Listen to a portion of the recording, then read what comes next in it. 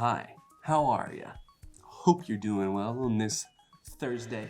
Thanks for joining us. You rocking the long do? Need to go to the barber? I do. It's getting a little crazy. I need a haircut. I'm gonna get like some crazy waves going on, and then I'll go to the beach. Like really good. We're gonna have another Thursday talk. It's where we read a chapter of the Bible that we have been assigned this week, and this week's chapter is Matthew 5. Let's jump right into this. This chapter marks the beginning of the Sermon on the Mount, which lasts a couple more chapters and ends after chapter 7. Basically, Jesus had a lot to say and all of it was important, and he was going to say it no matter how long it took. I imagined that this sermon would have been at least 45 minutes, so you would have not been able to make it to your preferred restaurant. But that's okay because it was a great sermon. So Jesus sees these people pulling up and he's like, I'm going to stand on this mountain and I'm going to preach. And I'm going to make sure they're listening. So I'm going to say some really important stuff that they need to hear. And he jumps right into it. He doesn't give a story about, his childhood experience. He jumps right into his preaching. He starts off by saying, blessed are, and then insert whichever one that he said. For example, he said, blessed are the poor in spirit. That's kind of a weird thing to bless, but okay. Blessed are those who mourn.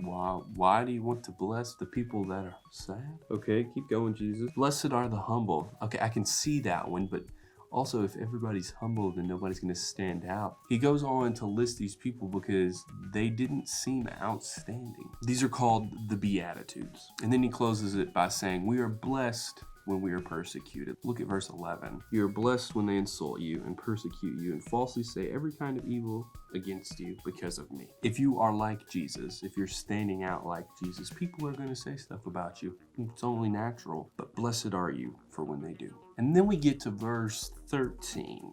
Be salty and lit, my friends. Matthew 5:13. It's great.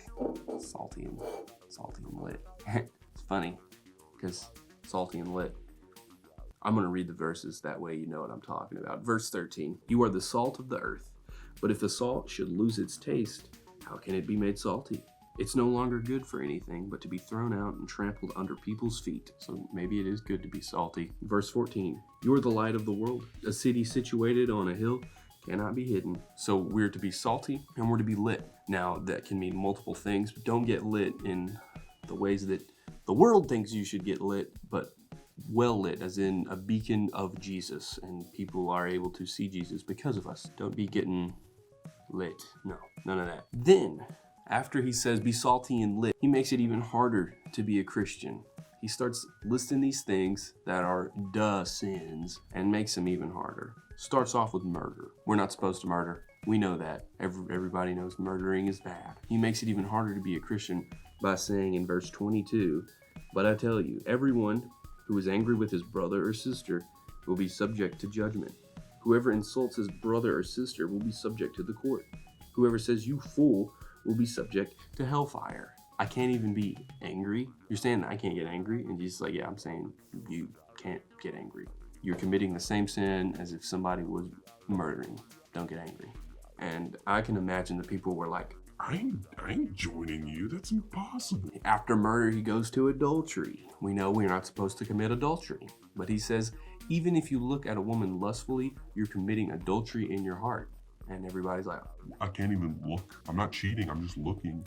No. None of that. He turns people's heads when he talks about divorce. Turns people's head when he talks about the truth. He's saying, listen, don't promise on heaven or on the Bible or whatever. Just let your yes be yes and your no be no. That's all you got to do. And then in verse 38, it might have a heading that says, go the second mile. This is the part where he talks about turn the other cheek. In verse 41, it says, and if anyone forces you to go 1 mile, go with them 2. The history behind that is actually pretty cool. The Roman soldiers would oftentimes find people and they would say, hey, carry my stuff for 1 mile. And that you were required to. But it's saying, hey, if a person does that to you, just go 2 miles. It's hard to be a Christian because we're having to serve. And the last one, the biggest one, the law to end all laws, love your enemies. We've heard that it's been said to love your neighbor, and that makes sense. If you know somebody and you're close to them, take care of them. But you know what? It's like that for everybody. Even the sinners take care of their people. But Jesus is saying, you know what? Even if you don't know who they are, even if you hate them, you're not supposed to hate them. You're supposed to love them. Love your enemies. And he doesn't stop there. It goes on for 2 more chapters, and it's so much, it's so rich, and I'm missing so much because there's so many things to talk about. Each one of these could have its own video or own sermon, but we're gonna stop right there, and I'm gonna give you 3 quick points. Number 1, take advantage of the opportunities to spread the gospel. Jesus saw that there was a crowd gathering around him. What did he do? He got up on a high spot and he started to preach. We've got to take advantage of the opportunities that are given to us. That way we can spread the gospel. Of course, I doubt that I'm ever going to be in an opportunity where I can stand up on a mountain and preach the gospel to thousands of people. If I had the opportunity, can I confidently ask myself, would you preach the gospel in that situation? Jesus did. And that's the example that we're told to follow. So take advantage of those opportunities. Number 2, being a Christian is hard. I've said it multiple times already. And it's okay to admit that it's hard. That helps us know that we're all in this together. It's not easy for anybody to be a Christian. We all need encouragement from each other, and that's a great thing to know because we can give it and we can also receive it. Verse 48 says, "Be perfect, therefore, as your heavenly Father is perfect." I cannot be perfect, and Jesus knows that. But it's through him that we are washed white as snow. We are made new. And that is how we can be perfect. We can be perfect through Jesus, not on our own, because being a Christian is hard and you can't do it on your own, but through the support of others and ultimately through Christ. Number 3, right now there's a ton of tension. People are going to say stuff that you disagree with, and I understand that. But guess what? We're still supposed to love them. There are things that I disagree with and there are things that I agree with that are happening right now. But I still do my best to love everyone. It's difficult sometimes because people say things that are hurtful, but you've still got to love them. I know as cheesy as it sounds, what would Jesus do in a time like this?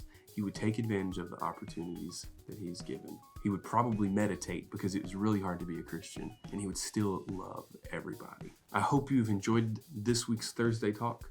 If you missed last week's Thursday Talk, you can get it right here. And also, it'd be cool if you subscribed. I don't know if you want to subscribe. Subscribing is cool. And you'll get to see all these other videos that we're putting together.